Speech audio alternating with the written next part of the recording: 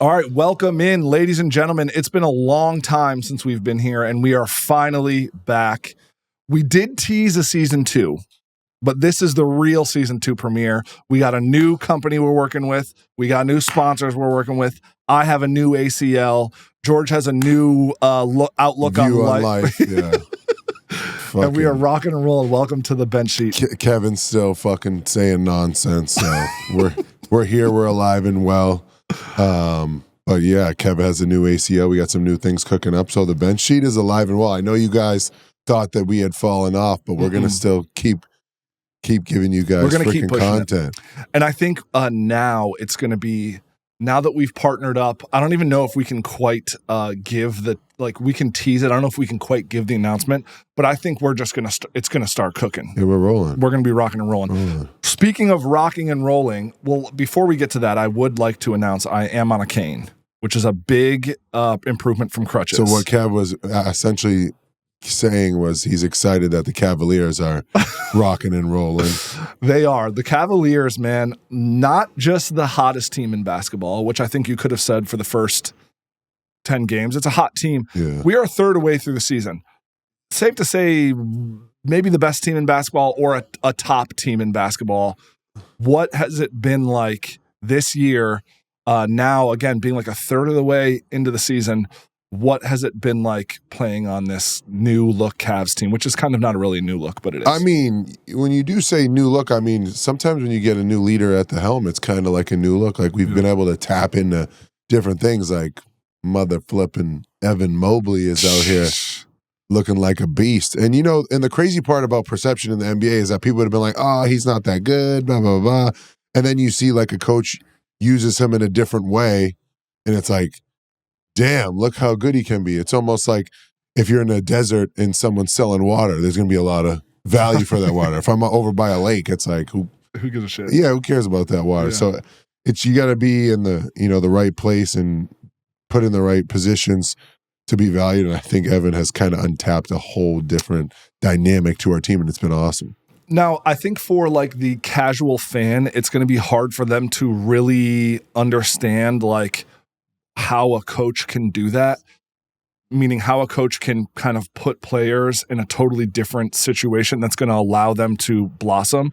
Can you explain just like some actual like hard-nosed examples of how Evan Mobley has been put in different situations that are going to allow him to? You know, actually, it was funny because this brought up a funny thought for me. Is me and Max were asked to go sit in the stands at Game 6 of like the Cleveland Guardians like playoff series. Yeah, I think it was like Game 5 or something against the Detroit Tigers, and one of the guys was like, "Hey, like, how's Atkinson going to use Mobley? Is he going to use him at the nail? He's going to use him at the nail. He's going to have him at the nail, man. He's going to be there, right?" And you're just like, what does that even mean? He's like, well, like ISO at the nail. And you're like, dude. How the casual fan looks at like where there should be ISOs, it's like the nail is probably one of the worst places to like have an ISO. For people who don't know what the nail is, can you explain it's essentially was the middle of the free throw line, and they put a nail in there because that's like the middle of, you know, of the court. So when you see guys looking down at the free throw line, they're essentially lining up their foot on the nail or in between. I straddle it. Mm-hmm. You do? Oh yeah, that sounds about right. I straddle the nail. But essentially, yeah, I think the biggest thing is Evan being a playmaker and not just being like, hey, run to the corner, we'll play pick and roll, we'll get the ball to you. It's like having him dribble the ball up and kind of be a facilitator, and it just gives him confidence, and he's making threes. He made 6 or 7 threes. I was like, bro, chill out, because I won't have a job if you keep making threes. So just fucking keep dunking. Stop shooting threes. Stop shooting the threes. It was evident the first game I watched, there was like in the first half, guards were making it a point to get him the ball, to bring the ball up. Yeah. And it was cool to see because I had never seen him. Now, last year I didn't watch as intently as I'm watching this year. I think I've watched everything except like a half of your games this year. But it was like because we're together, because we're BFFs and we're BFFs in the whole wide world. And can we get that on camera, please? Zoom in of the slow mo. Yeah, it seems like there's a concerted effort to get him the ball. And one of the coolest things that I thought Kenny that really made me think like, oh, Kenny, this guy is different. You guys, your first loss against Boston, there was like a few, he was giving a press conference the next day after you beat, I can't think of the team, maybe Charlotte. You guys went and played it back-to-back after in New Orleans. New Orleans, yeah, okay. And he's like, I was listening to the press conference. He's like, at the end of the Boston game, he's like, I looked back and we just didn't get Evan the ball enough. And he's like, that was fully on me. I had to get him the ball and I didn't. And then the first 4 plays of that New Orleans game, he like made a concerted effort to like get him the ball. I thought that can do so much for a team. Do players think like that's cool, or do you guys not give a fuck? I mean, I didn't actually really notice, but I know that he said that. But I mean, he's people that hold themselves accountable in all aspects, right? In a position of leadership, and you see as someone, that's being led by this person, and you see that they're holding themselves accountable, makes you want to hold yourself even more accountable, right? Like, my leader is holding himself accountable, so I can't have any slippage. I can't be like, I'll let this slide. So essentially, I think it was awesome. And, you think about Evan's evolution. I remember the first game of the year, Evan did something, and I was like, that's kind of what Evan does. It's like, Karras was like, nah, G, I see something in his eyes this year, G. Yo, he got a different look. I was like, yeah, that money hit. That's that different look. Yeah. And, ever since then, Evan's done a really good job this summer of working at getting to his spots. I mean, he's a fucking beast. He's like a silent beast. Doesn't say nothing, but will give you fucking 20 and 16 on a night in, night out basis. On any night, yeah. Speaking of like the first game, someone whose impact was shown right away, I thought was Ty Jerome. Whoa. Ty Jerome came in that first game, and it wasn't like he was scoring a ton. I think he had like 14 that first game, but he was just making plays. He was so confident. And then he had a streak here where he was just unstoppable. Talk about what that's been like for a guy who was out last year, right? And I don't want to say forgotten about, but maybe not. I mean, when like anything in life, right? Someone that's not around in your family, you can only miss them so much, right? Out of sight, out of mind. Yeah. So I love Ty to death, but when you come into the season, you're like, yeah, you know what he can bring, but how does that kind of fall into the lap of the Cavs? And he came in and was like, nah, I'm fucking here.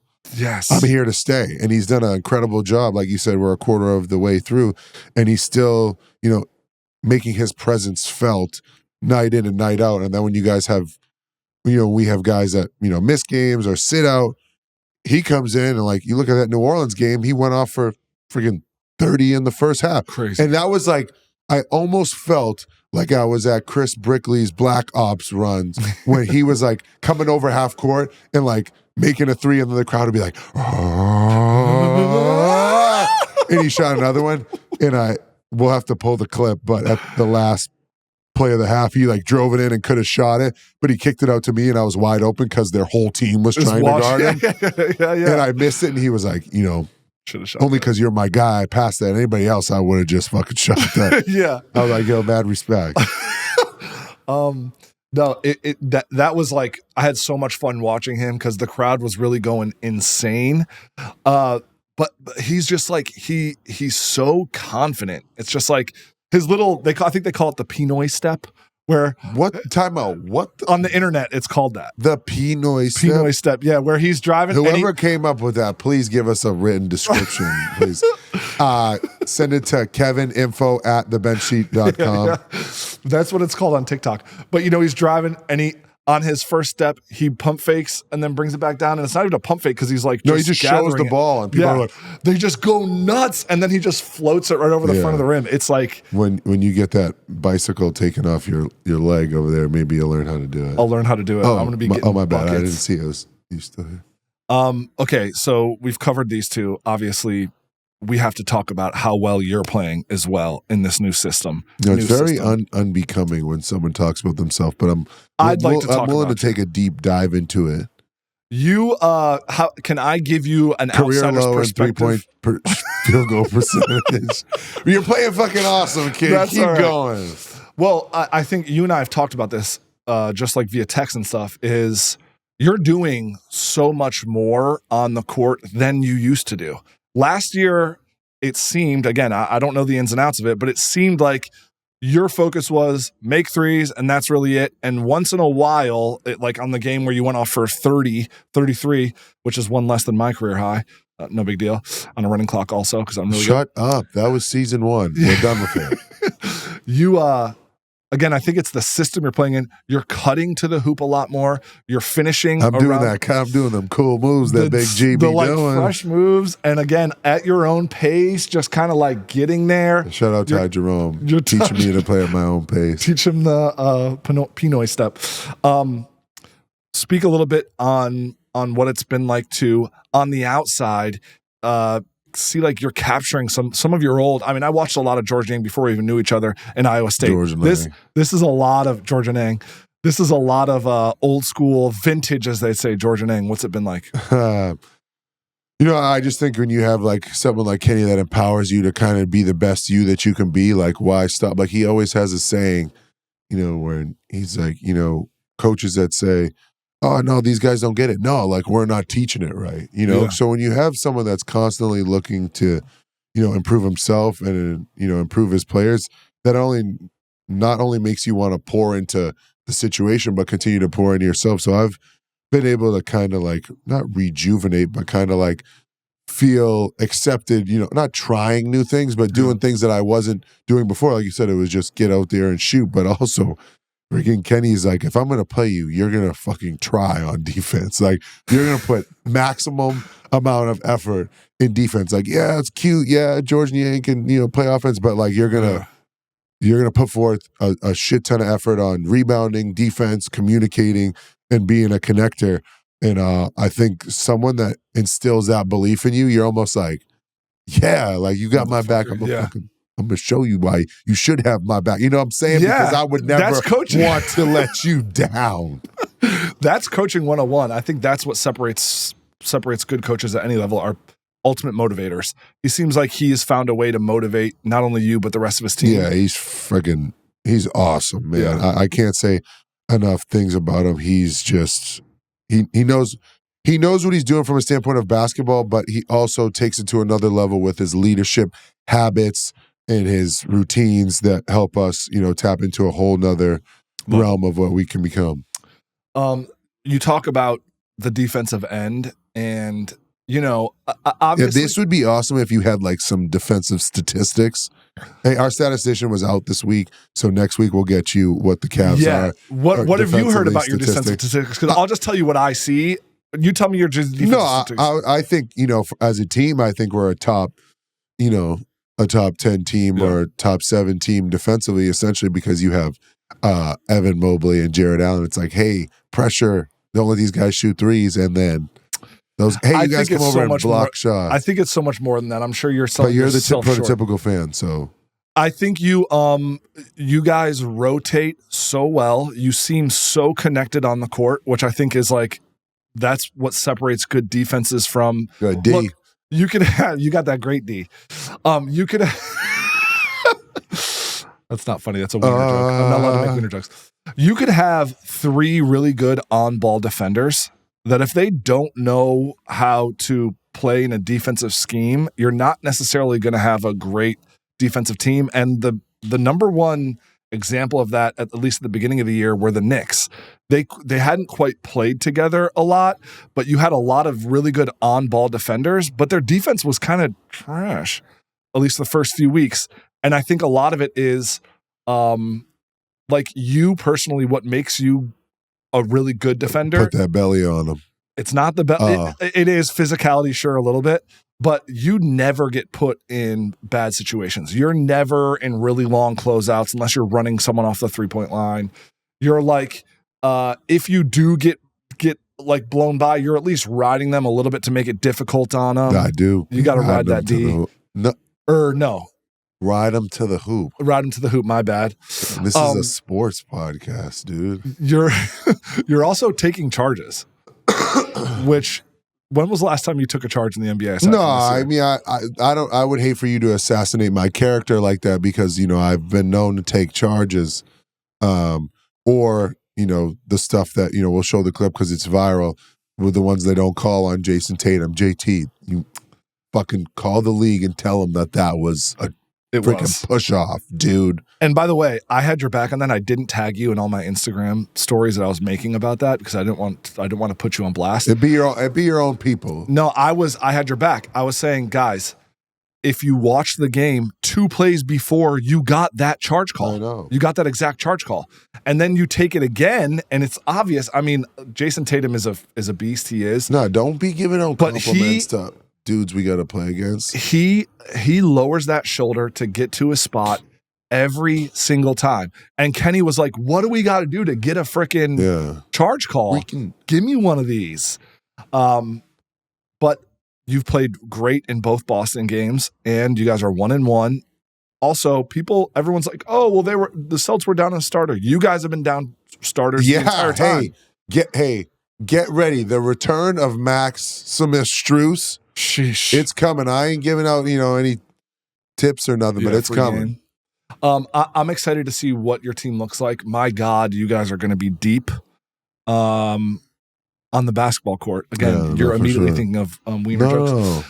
And I'm excited to see what this new look, again, a funny thing to say, new look Cavs team is going to be like. I'm going to be at the game in Brooklyn on Tuesday. Monday. I'll see you there. Maybe we'll go to. Doesn't even know my schedule. We'll get espresso martinis afterwards. Yeah. Okay, so, and then the lastly thing I'll say about the Cavaliers, just to mention it, Darius Garland also has taken another jump. It seems like. I'll just think if you don't think he's the best point guard in the East right now, what are we really talking about? I mean, you talk about how someone was not written off, but scrutinized for his play and different things like that. And he's done a tremendous job of staying committed. I mean, me and him have a saying because, with my body, I have to have a morning routine of to get loose and lift so that I'm serviceable out there. Darius is just doing it, to maximize. So sometimes when it's just us in the weight room, I'll be like, a lot of things change, right? The location may change, but us showing up in the weight room before every game, that doesn't change. And it's been amazing to see his commitment to the weight room because it's not a mystery on why he is playing as well as he is because he's putting in the work. You put in the time. It's I don't want him to think I'm just playing well. No, you earned this. You put in hours, you clocked in hours. That's why you're playing well because you're putting time, money, and effort into your craft. Yeah. And look at you. He's an all-star. He's an all-star. I'll fucking say it right now. I mean, you guys. To everybody in here, I don't care. You guys. Even this. You guys theoretically could have 4 all-stars. You won't. Jared Allen is playing incredible basketball as well. I think you're an all-star, but I also know how the political aspect of this works. It sucks because he's probably going to get snubbed, and we love you. Just know that. It doesn't matter, all-star or not all-star, we love you. Yeah, he's fun to watch. But Darius, it is because you do see the noticeable weight difference. He had his jaw wired shut and he had a hard time putting on weight all last year because, I mean, dude, you lose 15 pounds or whatever it is. It's hard to put back on. I think they do that to people that just want to go on diets? Should we get our jaw wired shut? It'd be good for me. I haven't, listen, side note, I haven't gained any weight. I haven't gained I cannot exercise. Care. People care out there. Darius, back to Darius. Darius would care about my ACL and he'd say, good for you for not gaining any weight. Anyway, moving on. I think it's a hot topic that we need to talk about. Some surprise players in the NBA. We just so happened to play the Atlanta Hawks twice, and my God, Jalen Johnson, how, in the words of the Charlotte Hornets announcer, how do you do? What's it like going against him? Because he is a guy that came out of nowhere. There's times where I'm like, he was good, he was solid, and now this year I'm like, this dude is a fucking star, man. And he had a run on you guys. I think it was the second game where he had 16 in a quarter or something. I don't remember what it was, but he went off. It's what? Yeah, speak on that. What's that like? No, I just think he's just an underrated player that is popping up on the scene. A lot of people like Stat Muse will throw out his stats and out of how many players, he's only one of 3 to average 20, 10, and 5. And then he's playing for, a guy like Quinn Snyder, who's obviously going to, continue to help him grow and be better. So that's my kind of surprise player of the year or to this point. that, wasn't considered like an all-star or perennial superstar. And now he's been impressive. Atlanta started off slow, but he's been playing good. DeAndre Hunter's been playing good. And Atlanta, I think, is emerging as a team that, is kind of figuring it out and has potential to be dangerous. Yeah, they had after a couple of years ago when they beat the Knicks in that series, you're like, oh, this team's kind of on the rise, but they couldn't really figure out what to do with DeJounte Murray. They got rid of him, and it seems like they're starting to get their vibe back and getting their identity back. And it's not even, like you said, it's not even necessarily Trae Young taking a huge step. It's just getting good pieces around him, I think, that make them dangerous. And they play defense, too. They get after Trae Young is not shooting 30 shots. He's passing the ball. Yeah. I think that's kind of what the secret is with them. When you have Trae Young that is a lethal weapon to score, but is also, being able to lead the league in dime assists. Guys up. And people are forgetting Atlanta had the fucking number one pick in the draft.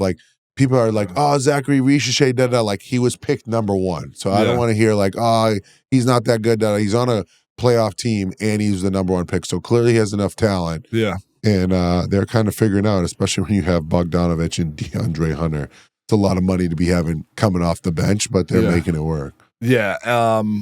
They're a team that you could see making some noise, and they just, well-coached team. So fun to watch them. My surprise player, a friend of the pod, as they would say. By the way, people have asked me who was the coolest, and we've only interviewed a few people. Yeah. I loved the Wagner brothers. Swagners? They're hilarious. They're Swagners. They're cool as shit. I followed them both, and I think I only got one follow back. I'm not sure which one. You sound I know. pathetic right now. Hoping I can get another one. Franz Wagner now going down with an oblique.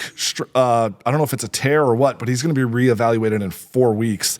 That hurts because I wonder if that takes away his ability to make the All-Star game. Yeah, and also you start thinking about second team All NBA, 13 or whatever. It's that you miss those games, you don't make the 65. It's tough. Oh shucks, all those players that were missing all those games, they just had to ruin it. So they put in that 65 game rule. It doesn't matter to me because I'm not making All NBA, All Star, or which players are you not playing. Knock on wood. Less than 65 games. Is there a particular player you're talking about? That's what? Shut the fuck up. Okay. Franz Wagner, 25 points a game, 5.5 rebounds, 5.5 assists. Obviously, Banchero was out, so he was taking kind of a step. But man, he was playing basketball on a team in Orlando that was winning a lot of games also without arguably their best player. Yeah. What do you I guess in the dynamic of, basketball, what are you thinking? You have Paolo, who, you've kind of built your team around, and Franz was, definitely doing a good job of being that, second piece. And now he comes in and, what Franz was doing, I was like, this is impressive. Are you the number one guy? And now you don't really get to see it mesh together because when Paolo's coming back, Franz is going out, and now you kind of got to find a different dynamic. But they were winning games as Paolo at the one, and they were winning games as Franz at the one. Yeah. So it will be fun to see when they get together in the second half of the season. Who will that be fun for? I guess not the rest of anybody the NBA. else. Yeah, to see him. Maybe you as a fucking fan.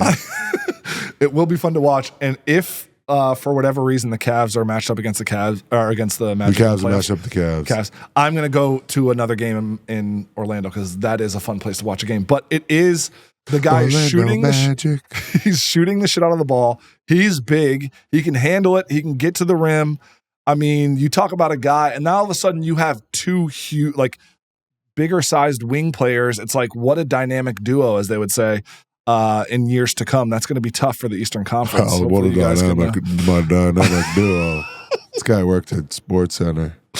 They're going to be a real good team. They've done a good job of weathering the storm with Paolo out. It'd be interesting to see how they do that with Franz out. Orlando's tough. Atlanta's coming up. Milwaukee's kind of figuring it out. The Cavaliers have figured it. No, they're still figuring it out. Yeah, they're figuring it out. One of the things I did say earlier in the season when we did our fake season 2 premiere is Philadelphia was not going to figure it out, and that has proven the case. Philadelphia is a dumpster fire. I don't mind saying that. I know you won't say bad things about places you've been at, but it is going not so great there. So while speaking of surprises, it's not much of a surprise to me, team, but that is something that I think a lot of people are surprised about, is like how bad Philadelphia is right now. And of course, dealing with injuries and things like that. But then you hear what's coming out of the locker room. There's the snitch gate, which is like who's giving up the teammates, the scoop in the inside meetings. And man, what probably not a fun place to be right now in Philadelphia. Yeah, I think for a while that was actually maybe like an issue, but I think once, anything in media, if you just like don't address it, someone else does some dumb shit. Like Tristan Thompson, one time I was like, yo, like when this happens in the media, like what would you do? He was like, say nothing. I'm like, what do you mean? He was like, someone else is going to do some dumb shit. Like, I don't need to address it. He was like, if I stay quiet, people forget about it. And then someone else does some dumb shit, and guess who's in the media? I'm like, that's kind of genius, actually. Like, he should be a PR. I'm like, well put, my boy.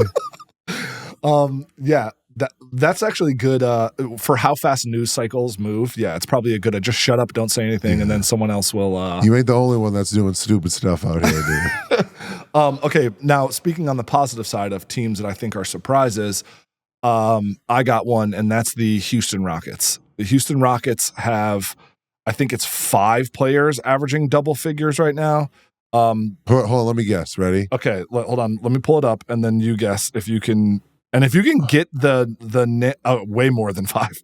Okay, if you can get the ready, Fred VanVleet. Okay, yes. Dylan Brooks. Yes. Alperen Sengun. Yep. Jabari Smith. Yep. Tara Eason. Yep. It's 5. How many do they have? 1, 2, 3, 4, 5, 6, 7. You're missing their leading scorer. Oh, Jalen Green, and then one more. Comes off the bench. Thompson. Asar. Amon. You have one guy averaging just under 20, and you have 7 guys averaging 11 points or more. I mean, that is a well-balanced attack. They're third in the East or in the West. Again, while he was a little bit controversial, Ime Udoka was a really, really good coach pretty much anywhere he's been, and has these boys playing great basketball. Yeah, I think the way he coaches is a way that, helps empower his players and play the right way. And I think he has a zero tolerance policy of like, if you're not playing basketball a way that's beneficial to the team, I'll fucking sit you. And that's kind of impressive in the day and age that we're in the NBA, because it's tough to sit someone that, makes a lot of money, 40, 50, 60 million dollars. And you look at like mad respect to Charles Lee over in Charlotte. Like, he sat LaMelo Ball and said, I thought Trey Mann gave us a better opportunity to play. And like, that's kind of the evolution of the NBA. Like, who's going to stand up to, the players and be like, hey, I'm going to do it my way. And at the end of the game, he addressed it. And, I don't know what controversy that causes between them, but it seems like he's done a solid job of kind of addressing, his players and how he wants to play. And they've kind of been injury ridden, but, it seems like they kind of have a grasp on how they want to play and what they want to do. And it was impressive, to see, him go against the norm, or coaches go against the norm, and kind of, I know we were talking about Houston, and then we got sidetracked to it's good. Charlotte. Yeah. But both coaches seem like they're doing that. They're kind of and I think Ime Udoka did it in Boston. I think he's the reason why Boston has still had so much success. Is those guys were like button heads, Jaylen Brown and Jason Tatum, and then it's like kind of like that energy, like Jaylen Brown said, shifted. They're like passing to each other. They know when to attack. And it's looking real good. And then obviously Ime Udoka comes from the Spurs tree, so everyone's gonna definitely give it a shout out. It seems like it's growing harder and harder at any level of basketball to hold players accountable, and if you can find a way as a coach to because a lot of people think you have to be a dick to hold people accountable, and you don't need to be. You can actually be like nice while holding people accountable. Yeah. And that's a hard balance to kind of figure out. But once you do, and good coaches can do that, it seems like it's really hard not to respect it, even if you're making $40 million a year, because it's like, hey, at least he stood on business and like said it, and it's like it is what it is. He wasn't a dick about it. He just kind of This is what I'm not willing to accept. Yeah.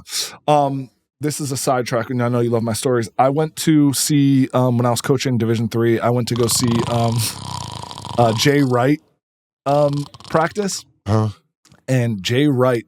What set him apart, I think, from everybody else was how well he could hold his players accountable without screaming and yelling. You know, there's like Bruce Pearl coaches that are like barking all the time, and, like, you know, and that works sometimes for certain people, but I think for the really good coaches don't have to scream and yell. They just hold a limit. They're like, hey, dude, this is not how this we play is the standard. Anything below this isn't accepted. Yeah, and that's it. I don't have to rah-rah, scream and yell. It's just we're going to run because you suck and you think you're good and you're not, and that's fine, and we're just going to keep it pushing. You know, that's funny. I'll take it to, you know, college. I think it's the University of Green Bay. Doug Gottlieb, who coaches there, who is, you know, me and him have gotten a couple tips over Twitter. You know, he talks shit. And, but I didn't even realize that he got the job in Green Bay, and I was reading something that he benched the nation's leading scorer. They were like, why'd you do that? He was like, he wasn't like doing things the right way. Damn. It starts at a young age, and I'll get into this spiel at another time, but, you know, the American grassroots way of letting kids, one, switch AAU teams. So when things get hard, you can just, hey, I'm going to a different team. And then when AAU's over, you can get to college, this whole NIL being able to transfer, which I understand you're going to catch some heat about this, but we're setting up an environment where kids can just, this is too hard, I want to switch. I want to get out of this. I want to go to a different school. Or they're not paying me enough money. I need to do this. Well, or they're not paying me enough money. Like, I'm going to go somewhere else the next year and get, more money. Well, hey, newsflash, when you get to the NBA and you sign a contract, like Peyton Pritchard is a great example. Like, he's making $7 million a year. He's probably worth a lot more. 20, 25, right? Yeah. Well, he signed it for 4 years. He can't go be like, hey, I'm playing better than what my worth is. It's like, that's not how the world works. Yeah. So you can't just, when stuff gets hard, you have to push through it and build some character, grow. Yeah. And I think that's why these, you know, European players are so successful, because the adversity that they had to go through when they were 14 playing against 19-year-olds, and they weren't able to quit or go to a different team, or their buyout for their small market team they could go play for Barcelona and a big team, but they had a buyout. So now they had to just continue to play for this smaller market team. They've had to go through that stuff. So when they get here, they're like, brother, what is it? They're like, same shit, different toilet, you know? Was that French or what? Which I one? think it was like Serbian or Croatian. I was making fun of my Boyan. Yeah, I will say, and the other piece you're missing is the parents. I can't speak obviously to European, but American parents. Yeah, you're an American parent. You're bad. I'm not a bad parent, but man, I don't think I could ever go back to coaching youth basketball in this country, because my last experience was horrific. Just the delusion that parents have on their players. We got this fucking stupid ass white coach trying to tell my son he needs to post up. No. He needs more ISOs on the elbow. I will tell you, coaching in a more affluent, be careful here. It's 2024, I know. dude.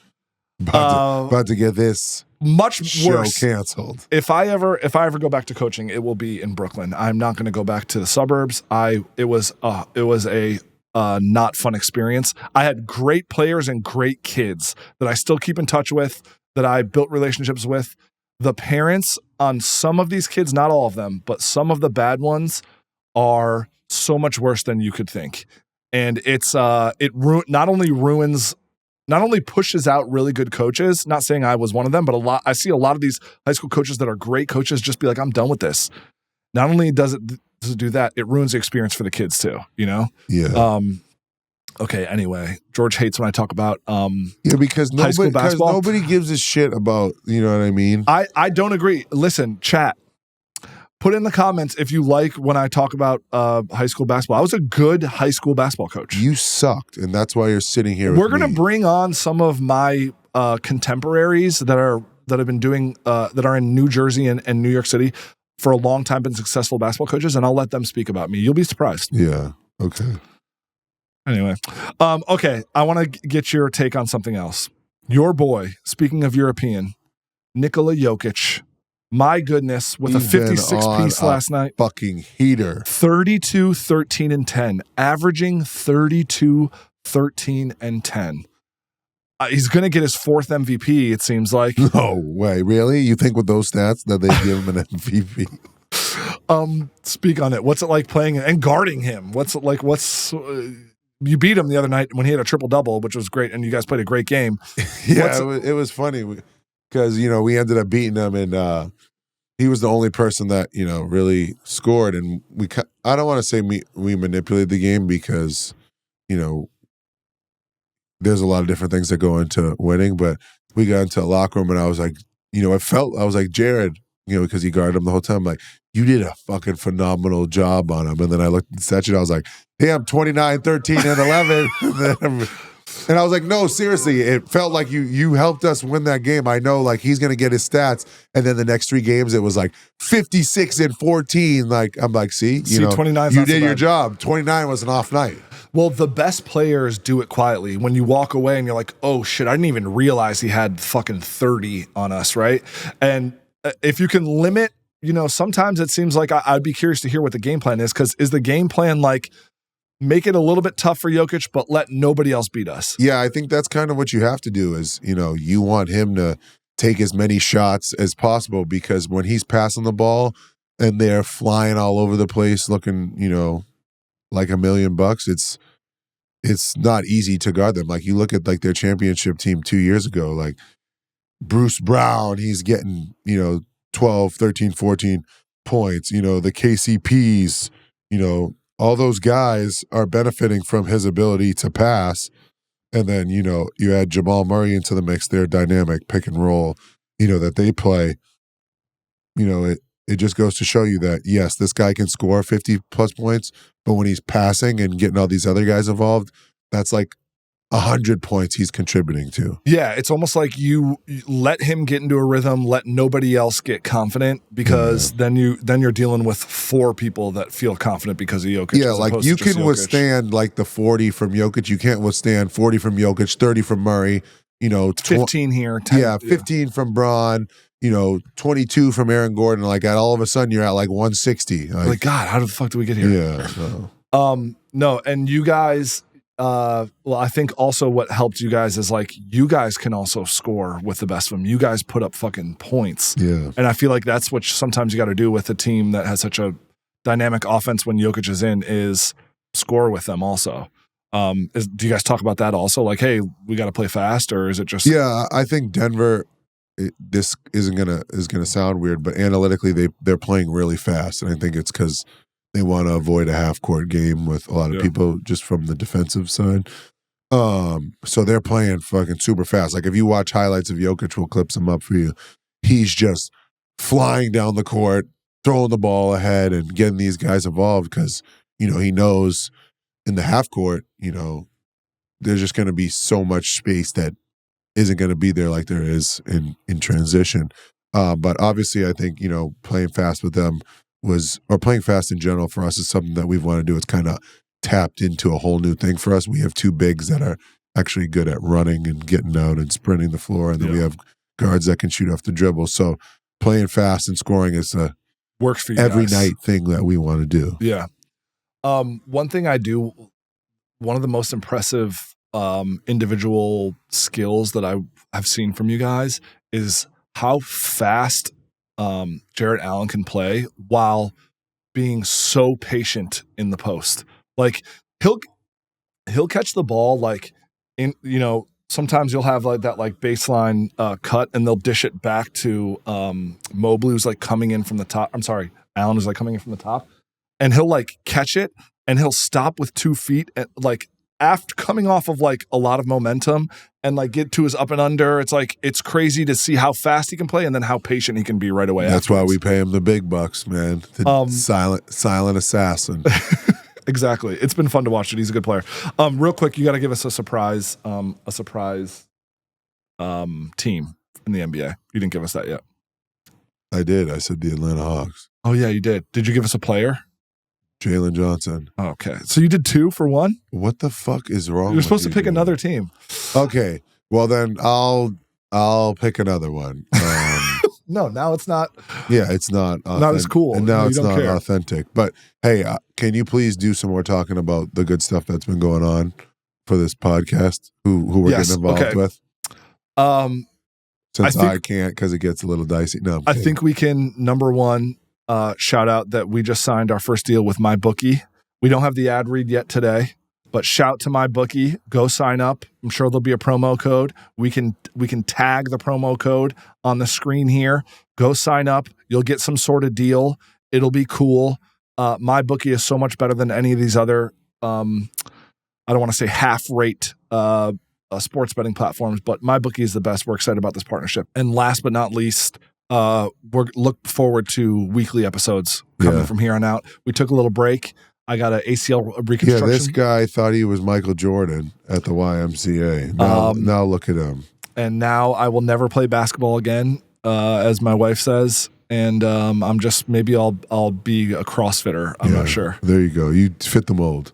Anyway. I look slim. I don't know what you're talking about, dude. Thank you guys for joining us for the premiere episode of, season 2. Podcast. The Bench Seat. Here we are. George Niang, Kevin Spees. We're out. Go check out the Cavs.